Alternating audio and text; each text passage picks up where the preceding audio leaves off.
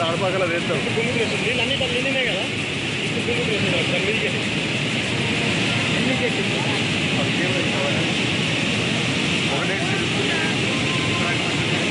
అక్కడ కూడా ఇచ్చారా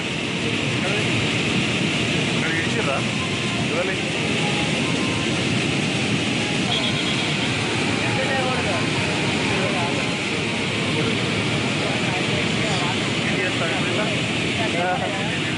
తాడపాకలా వేస్తాం నీళ్ళనే కదా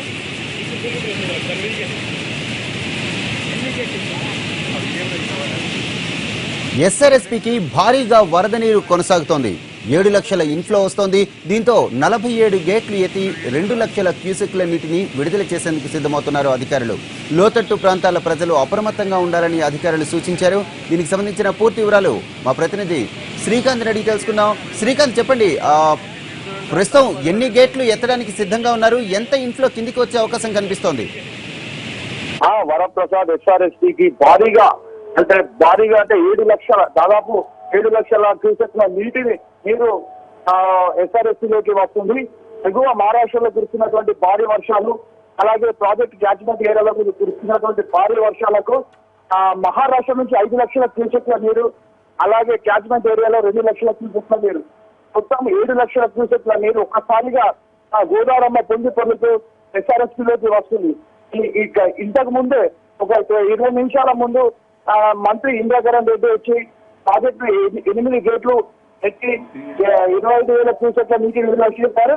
అయితే హుటాహుటిన మహారాష్ట్ర అధికారులు హెచ్చరించడంతో 47 గేట్లు ఇప్పుడు ఎత్తుతున్నారు. 47 గేట్ల ద్వారా 2 లక్షల క్యూసెక్ల నీటిని దిగువకు విడుదల చేసేందుకు అధికారులు ఇప్పుడు గేట్లు ఎత్తుతున్నారు. ప్రస్తుతం మనం ప్రాజెక్టు వద్దనే ఉన్న ప్రాజెక్టు వద్ద పరిస్థితి చాలా భీకరంగా ఉంది. నీరు ఎస్ఆర్ఎస్పీలోకి భారీగా వస్తుండటంతో అధికారులు కూడా టెన్షన్ పడుతున్నటువంటి పరిస్థితి మనం గమనిస్తున్నాం. మంత్రి హరీష్ రావు గారు సూచన మేరకు 47 గేట్లు ఎత్తి దిగువన 2 లక్షల క్యూసెక్ల నీటిని విడుదల చేస్తున్నారు. అయితే లోతట్టు ప్రాంత ప్రజలు మాత్రం అప్రమత్తం చేయాలని చెప్పేసి అధికార యంత్రాంగానికి ఇటు మహారాష్ట్ర అధికారులు, అలాగే మన ప్రాజెక్టుకు సంబంధించినటువంటి అధికారులు కరీంనగర్, ఆదిలాబాద్ జిల్లా కలెక్టర్లకు ఇప్పటికే సూచించడం జరిగింది. ప్రమాద హెచ్చరికలు కూడా అధికారులు జారీ చేస్తున్నారు. అదేవిధంగా కర్ణాటకలో కురుస్తున్నటువంటి భారీ వర్షాలకు మాంజీరా నది కూడా ఉప్పొంగి ప్రవహిస్తుంది. ఈ 2 నదులు కందకుర్తి త్రివేణి సంగమమైనటువంటి కందకుర్తి వద్ద భారీగా అంటే గోదావరి నది ఉధృతంగా ప్రవహిస్తుంది.